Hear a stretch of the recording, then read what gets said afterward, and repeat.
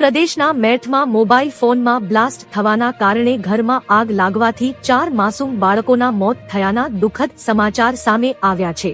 અકસ્માત દરમિયાન બાળકોને બચાવવાના પ્રયાસમાં તેમના માતાપિતા પણ ગંભીર રીતે દાઝી ગયા હતા। બાળકોને ગંભીર હાલતમાં સારવાર અર્થે હોસ્પિટલમાં ખસેડવામાં આવ્યા હતા, જ્યાં સારવાર દરમિયાન 4 બાળકોના મોત નીપજ્યા હતા। આ અકસ્માતમાં દાઝી ગયેલા 4 બાળકોના માતા-પિતા હાલમાં હોસ્પિટલમાં સારવાર હેઠળ છે, જેમની હાલત ગંભીર ગણાવાઈ રહી છે। હોસ્પિટલમાં સારવાર દરમિયાન 4 બાળકોએ એક પછી એક દમ તોડ્યો હતો। મૃતક બાળકોમાં 12 વર્ષની સારિકા, 8 વર્ષની નિહારિકા, 6 વર્ષનો ગોલુ અને 5 વર્ષની કલ્લુનો સમાવેશ થાય છે। તો મિત્રો, હાલ માટે આટલું। મળીશું નવી અપડેટ સાથે જ। જો તમને અમારા વિડીયો પસંદ આવતા હોય તો વિડીયોને લાઈક કરી દેજો અને ટુડે ગુજરાત ન્યૂઝ ચેનલને સબસ્ક્રાઇબ કરી બાજુમાં આવેલા બેલ આઇકોનને દબાવી દો, જેથી તમને આવા સમાચારની અપડેટ મળતી રહે।